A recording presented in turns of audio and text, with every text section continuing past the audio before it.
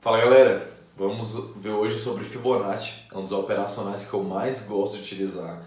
Praticamente toda vez que eu abro o gráfico eu vou atrás de ondas de Fibonacci para poder tentar pegar algo, né, dentro dessa estratégia. Vou explicar para vocês quais são os critérios dela.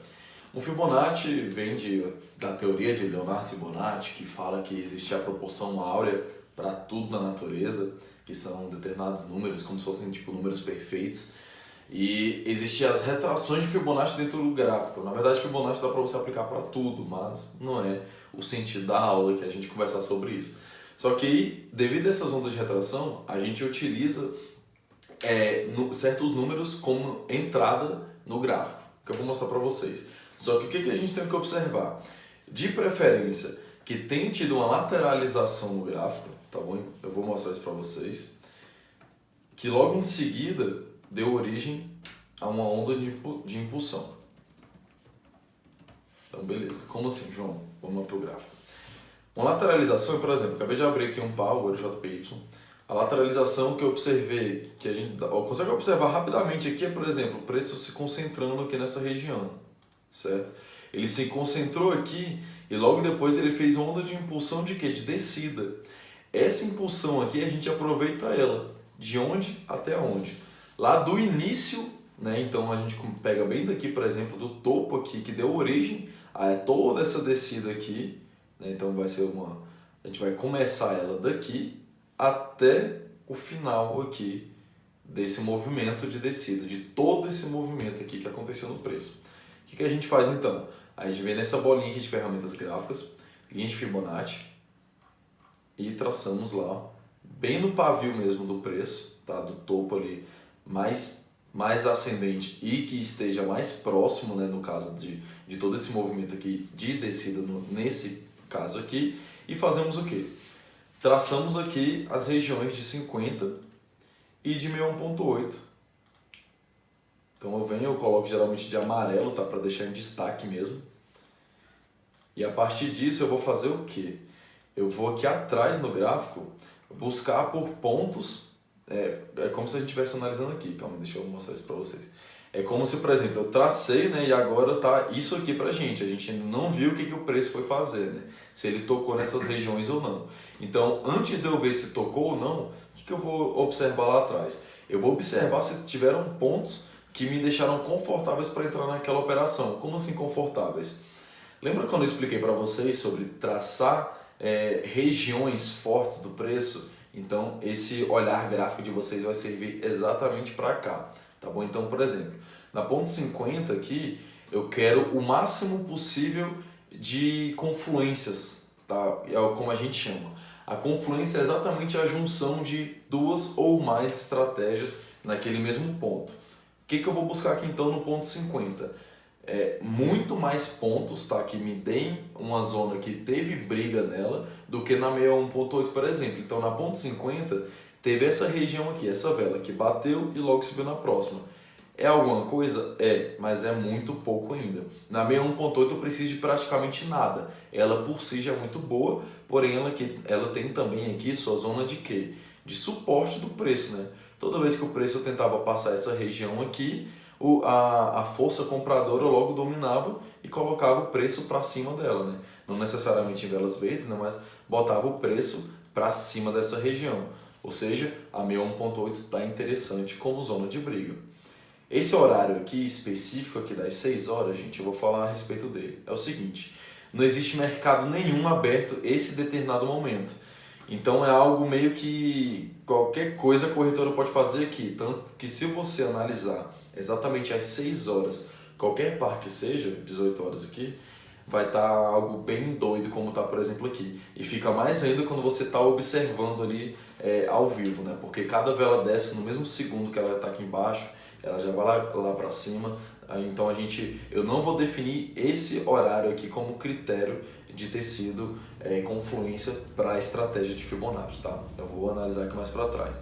Aqui foi região de briga? Não, não foi. Aqui na de 61.8 foi essa região aqui de resistência, né? Que foi o teto aqui no caso, onde o preço chegava e ia para baixo, chegava e ia para baixo, até que ele rompeu e daí assumiu a nova força. Aqui foi uma zona de resistência muito interessante também. O preço toda vez que chegava aqui nessa região, olha ali, ia para baixo mesmo. Ou seja, isso está me passando o quê? O meu 1.8 ele está se tornando mais interessante do que o ponto 50. No ponto 50 eu quero muita coisa mesmo ali para me confirmar, tá bom? E o que acontece então na teoria de Fibonacci? Vou fazer o desenhozinho agora para vocês aqui. Tendo em vista que a gente está procurando exatamente isso, né? Pontos que estejam interessantes de verdade para que possamos pegar. Então o preço fez a descida dele e agora ele está fazendo o movimento de retração dele, certo? Então, o que você pode imaginar aqui? Imagina que você é uma bicicleta, tá? Você está descendo aqui na bicicleta, beleza? E você está lá, por exemplo, numa descida de 100 km, vamos supor, tá bom? Por que isso daqui? Vocês vão entender jazinho. Então, vocês estão nessa descida aqui de 100 km. Conforme você vai avançando depois na subida, cara, obviamente você vai ficando cansado, né? Então você vai chegar em certos pontos que você provavelmente pode dar uma descansada, né? Então nós temos aqui o ponto 23.6, o quilômetro 38.2, o quilômetro 50, o quilômetro 61.8 e o quilômetro 78.6, que eu vou explicar ele também mais à frente para vocês. Então, ótimo. O que acontece aqui? No 23.6, a gente consegue continuar ainda, no 38.2 também. No ponto 50, já estamos na metade do caminho. Ali já começa a cansar um pouquinho mais. Mas o que eu vou fazer, sendo que eu quero terminar logo essa minha subida aqui?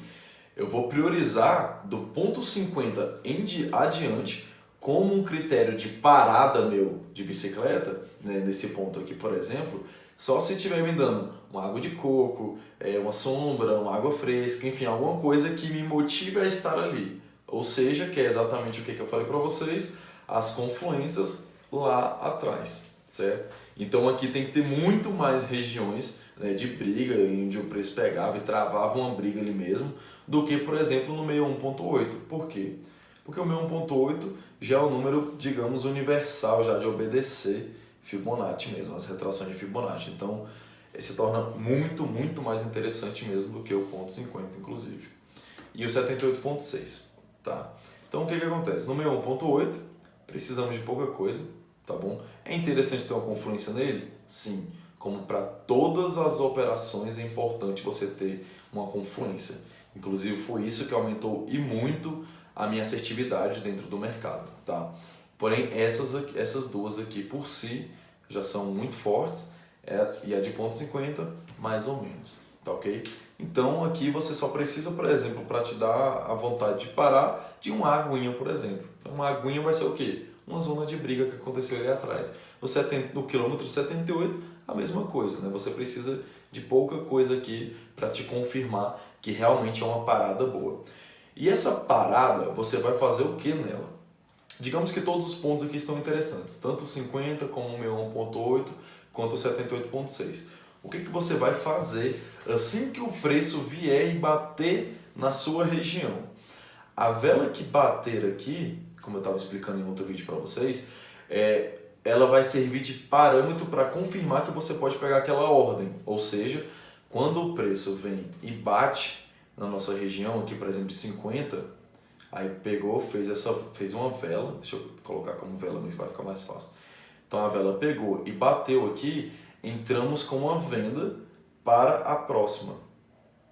Então ele vai servir somente para isso. E não importa, como eu já tinha explicado também, aonde que o preço feche. Ou milimetricamente próximo, ou quilometricamente distante. O que importa é que ele obedeça ali o nosso ou acima ou abaixo. Nesse caso aqui vai ser um abaixo, porque vai ser uma venda nesse momento aqui. No meu 1.8 a mesma coisa. Uma vela vai tocar aqui. No momento que ela tocar, vai ser uma venda para a próxima vela, tá bom? De 1 minuto. E também no 78.6, tocar a nossa região, uma venda para a próxima vela de 1 minuto. E caso você já conheça a Fibonacci, enfim, ou esteja vendo do zero também, tenha sempre esse critério de buscar confluências lá atrás. Aí vocês vão ver o tanto que vai aumentar a taxa de assertividade de vocês. Agora vamos lá. O que nós vimos aqui? Que o meu 1.8 ele estava muito melhor do que o ponto 50. O que eu faço? Eu venho aqui e excluo a linha do ponto 50, porque para mim ela já não importa tanto. E eu até inclusive excluo a linha de Fibonacci, para não ficar muita coisa também ali no gráfico para eu ver. Mas enfim, o que nós temos aqui? Assim que o preço pegou e bateu na região de 61.8, que foi essa daqui, deixa eu colocar aqui de novo para não confundir vocês. A Fibonacci foi daqui, daquela vela ali, daqui a pouco eu pego o horário dela. Foi do topo aqui dessa vela de 7h46, 19h46, tá bom? Bem aqui. Até o fundo de 9,8, por exemplo, tá? Então o meu 1.8, o toque dele se deu exatamente nesta vela aqui. Então o que eu tinha falado para vocês? Essa vela vai servir de confirmação para entrarmos com a nossa ordem nela, uma vez que estejamos já espertos em relação ao horário, tá bom? Tem que atentar bastante ao horário. Essa vela aqui, por exemplo, foi a vela de...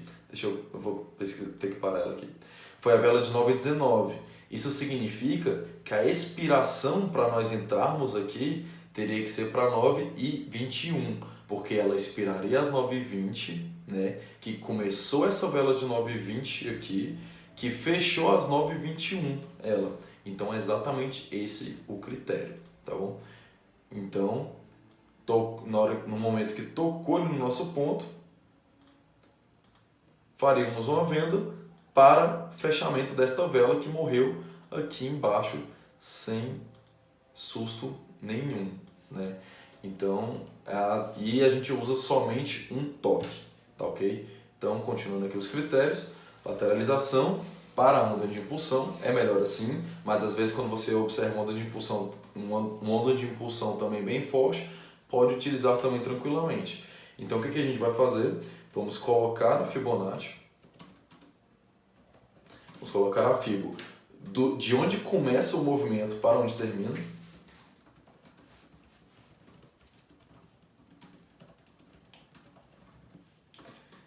E a partir disso, vamos ter os pontos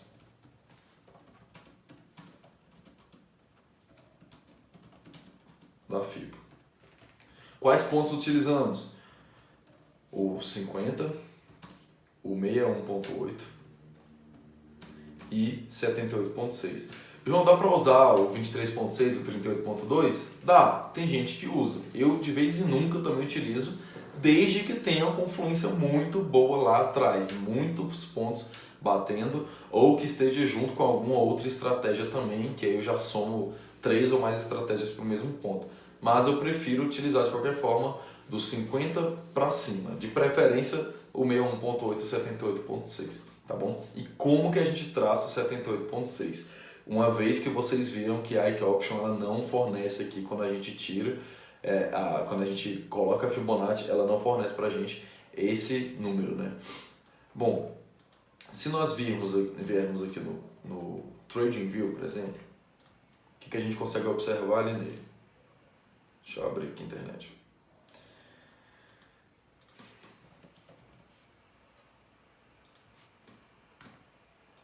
TradingView é uma plataforma que muita gente usa até para Forex também, porque é mais fácil de utilizá-lo do que a própria corretora mesmo, porque as corretoras de Forex são bem, digamos, difíceis assim de lidar, não são tão didáticas de você mexer no gráfico delas ali.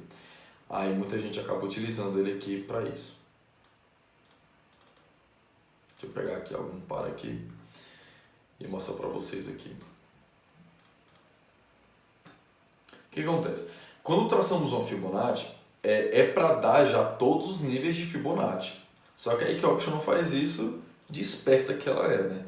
Mas quando a gente traça aqui uma linha de Fibonacci, por exemplo, eu vou traçar desse fundo aqui até aquele topo, tá?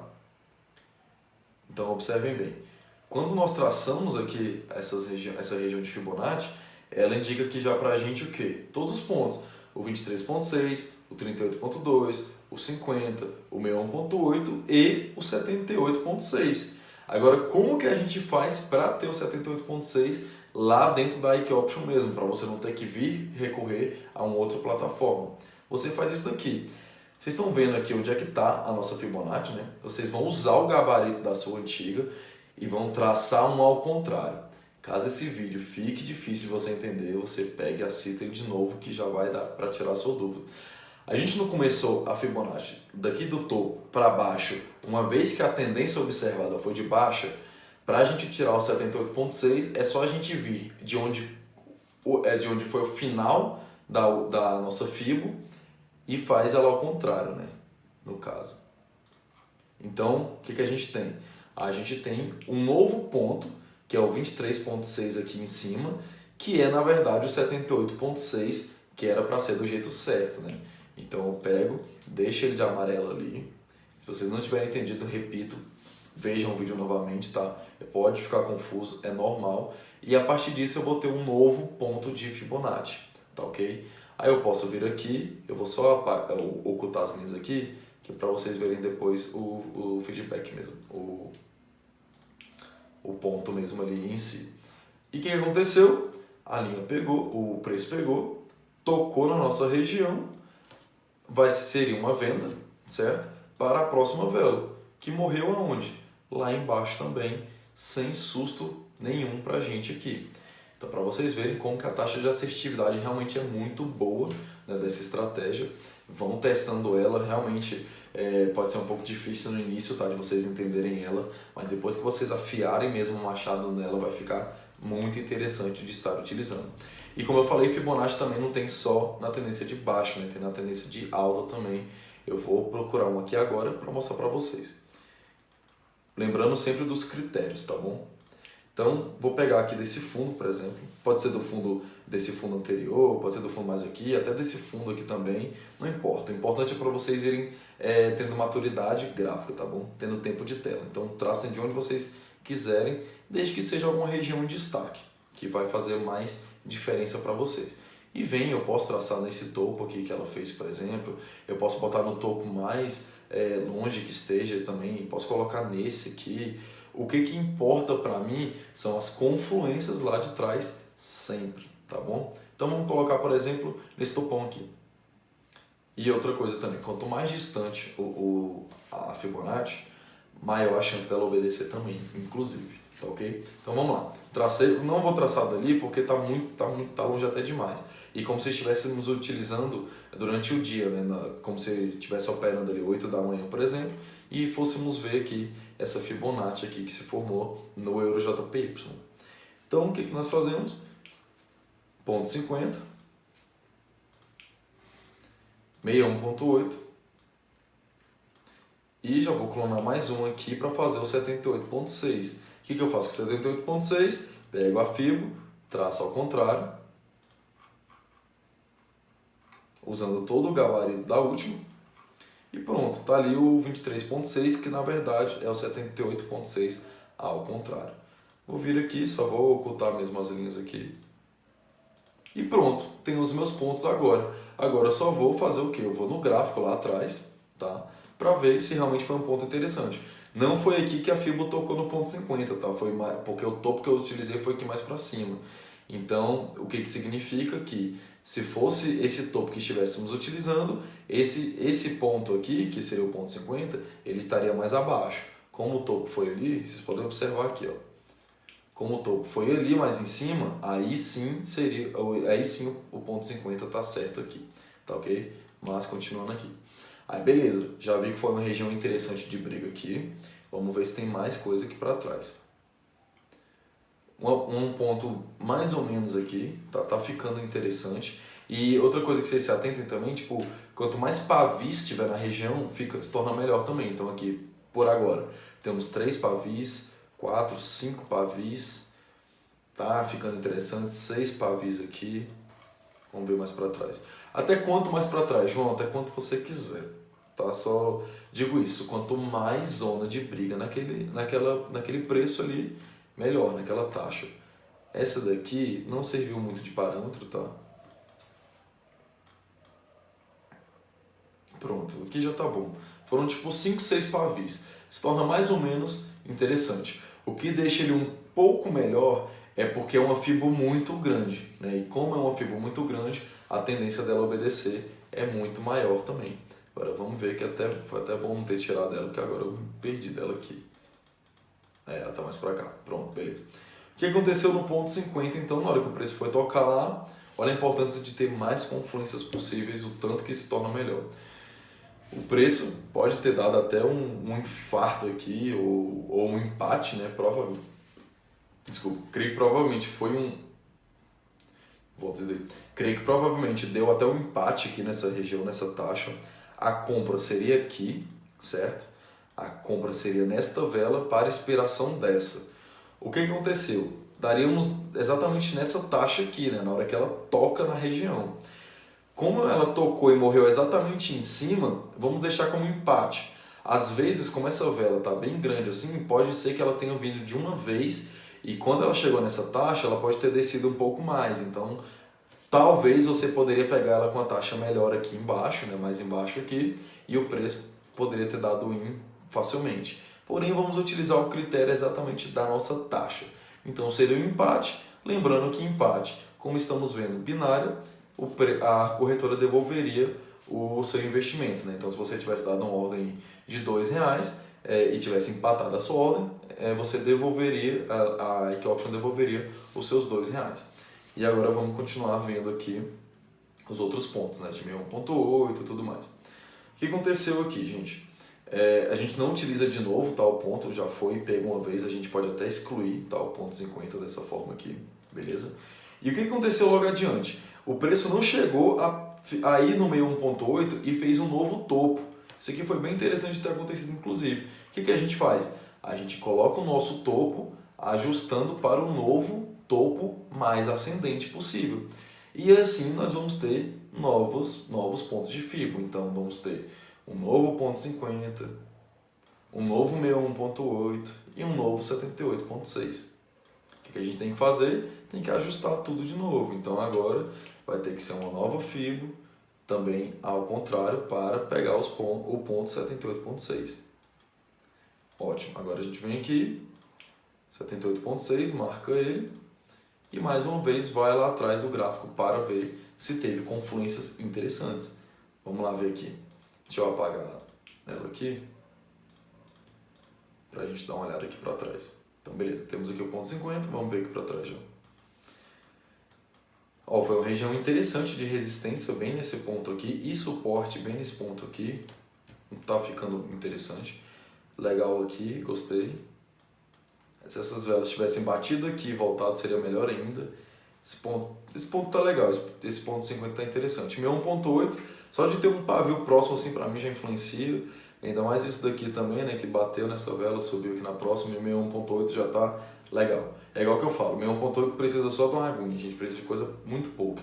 E 78.6 também, por si só, eles já são pontos muito fortes, a gente só vai atrás de algo mais forte ainda, né? Então, o que a gente teve aqui? A ponto 50 é a primeira linha. Quando você, inclusive, apaga, né? Até recomendo para não ficar muitas linhas. O que a gente tem? A gente sabe que a primeira linha é a ponto 50, a segunda linha é a 61.8 e a terceira linha é a 78.6. Então, cada um aqui vai ser o quê? Seria, por exemplo, uma compra, tá? Nesse ponto 50, para a próxima vela que deu loss para a gente. Sem problemas, o loss acontece, eu vou falar disso melhor no próximo vídeo. Olha agora no meu 1.8, meu 1.8 já foi bem aqui, seria uma compra para a próxima vela, que lindamente a vela morreu acima da nossa região, sem problema nenhum, tipo, foi um pouco próximo, mas não tem problema nenhum, não passou susto também na gente, foi um pouco lá embaixo, mas também subiu, enfim, importante ela ter ficado lá acima, e vamos ver agora o 78.6, que é esse último aqui. 78.6 veio, bateu de uma vez, seria uma compra nesta vela para a próxima, que deu loss. O que você tem que ficar atento? Muito atento mesmo. As notícias, tá bom? As notícias eu vou inclusive falar agora para vocês aqui, porque as notícias são muito relevantes para você ter um critério muito bom de assertividade, tá? E o que é isso? Provavelmente, inclusive, aconteceu aqueles loss ali, principalmente no 78.6, por conta de notícias. Eu vou deixar o link aqui também do Investing, tá, para vocês. E eu quero que vocês venham bem aqui, ó, no Investing, na categoria aqui de notícias, em calendário econômico. Vocês vão ter acesso a todas as notícias que vão acontecer naquele dia e você pode ver de outros dias também. O que nós tivemos aqui nesse dia, hoje, 2 de julho, que eu estou fazendo esse vídeo aqui, é o seguinte. Amanhã vai ser feriado nos Estados Unidos. Quando é feriado ou final de semana, o mercado de verdade mesmo, ele é fechado, tá bom? E a corretora, ela faz a IK Option, na verdade, ela já é chamada de market maker, tá? Ela é uma corretora que ela fabrica o mercado. Como assim?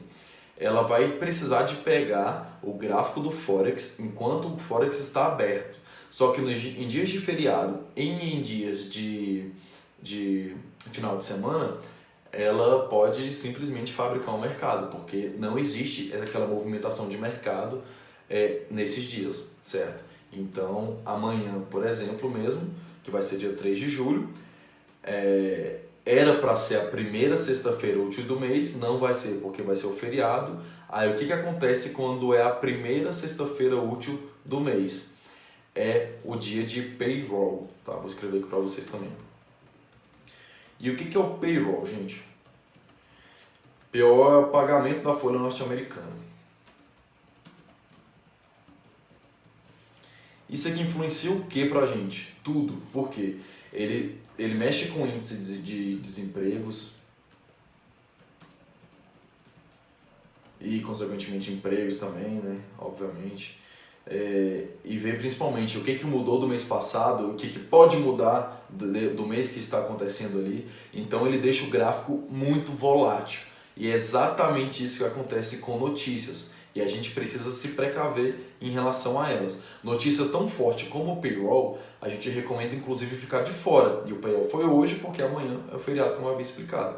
Então nós vimos aqui na plataforma do Invest e observamos exatamente o que? As notícias que irão acontecer naquele dia. O que geralmente eu faço? Logo antes de dormir, eu pego o meu telefone e vejo, por exemplo, aqui, ó, eu posso ver as notícias de amanhã, por exemplo, mas aqui estamos vendo a de hoje, tá? Aí o que ele passa pra gente de informação? Ele passa pra gente exatamente isso daqui, ó. O horário que vai acontecer, a moeda que vai acontecer, a importância da notícia e o evento, atual, projeção e prévio. Ele está falando sobre a notícia e o impacto que isso pode ter dentro do mercado, mas isso aqui influencia, principalmente essa última parte aqui de atual, projeção e prévio, se você fosse operar a notícia em si. A gente não opera no horário da notícia para não influenciar no nosso trade, tá bom, gente? Então, o evento, é importante a gente saber se é um evento muito forte, como o payroll e de vários discursos relacionados a cenários políticos e econômicos, tá ok? E o que a gente tem que estar atento, muito mais ainda do que o evento, é horário, moeda e importância, tá bom? Então vamos lá. O que quer dizer exatamente esses primeiros quadradinhos aqui que eu citei? É que vai acontecer uma notícia no Ien, né, que é a moeda japonesa, de 2 estrelas. Como assim, João? A Investing separa para a gente por estrelas ou touros a importância daquela notícia no gráfico. Então, se for 1 estrela somente, é uma volatilidade esperada leve.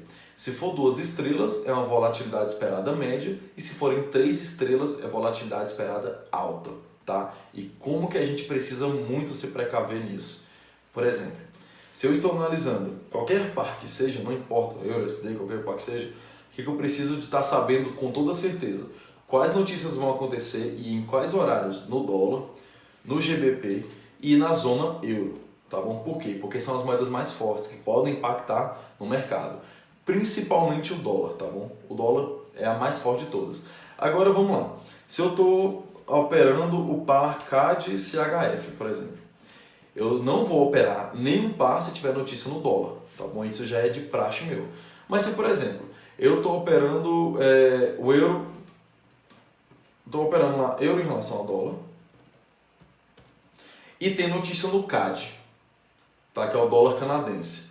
O dólar canadense ele não vai influenciar em nada no meu euro USD. Então eu opero normalmente o meu euro USD, o euro JPY, qualquer par que não tenha o dólar canadense, por exemplo, ou o franco suíço, que seja, e posso operar tranquilamente. Agora, se eu estiver operando um par como esses aqui e tiver uma notícia do dólar, eu não opero, ou se tiver uma notícia de algum desses pares, eu não opero, tá ok? E o que a gente pode continuar observando aqui. Notícia no Brasil não influencia pra gente, tá bom? Notícia no euro, que é o euro da Itália, não influencia. Esse euro aqui, que é o da Espanha, não influencia, tá ok? Em nada mesmo. O que influencia de euro é esse daqui, ó, o zona euro, tá bom? Ele sim pode impactar no nosso mercado, tá, na volatilidade. A moeda da África do Sul, nada. A libra esterlina pode impactar. O que você faz? Você observa a importância dela. Uma estrela só, o que eu faço? Eu só não vou operar com GBP. Lembrando qual que é o pior de todos, é o dólar. Então, olha o que teve aqui. 9h30 teve já notícia no dólar, né? Notícia de quantas estrelas? Duas estrelas, uma estrela, aqui ó, 2, 3 estrelas de novo. Isso daqui foi decorrente inclusive do payroll. Olha aqui, foi bastante notícia mesmo. E olha aqui ele falando aqui do payroll. Payroll aqui em manufatura, enfim, relatório de emprego, que é o payroll não agrícola, de junho. Então é muita notícia. O que a gente faz, gente? Vamos lá para as notas agora de novo. Quando tem notícias de 1 estrela, eu vou parar de operar de 5 a 10 minutos antes e depois da notícia. Se for 2 estrelas, ou touros, né? De 10 a 15 minutos, ou de 10 a 20, tá?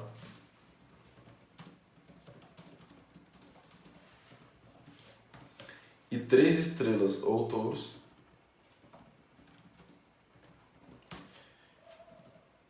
de 15 a 25 minutos. Às vezes de 30 minutos até também. Depende muito, como eu falei, da notícia. E conforme você for avançando também, sua maturidade gráfica, você vai percebendo quando que a notícia está influenciando ou não no gráfico para você voltar a operar. Então é isso que a gente tem que estar muito atento a essas notícias, tá bom? Olha o tanto que notícia aqui de que teve 9h30. Quem operou esse horário aqui tirou 100% de precisão que a pessoa poderia ter em qualquer ordem que fosse. Aí, por exemplo, vamos supor que não teve nenhuma notícia 9h30 no dólar, mas teve essas aqui no dólar canadense, tá? No dólar americano não teve nenhuma, supondo, mas teve no dólar canadense. O que a gente faz? A gente só não operaria par com o dólar canadense, mas operaria qualquer outro par, tá ok? E bom, gente, de dica, esse vídeo vai encerrando já por aqui. E nos vemos no próximo, onde eu vou puxar bastante a orelha de vocês e eu vou de fato falar a minha fórmula da consistência. Até o próximo.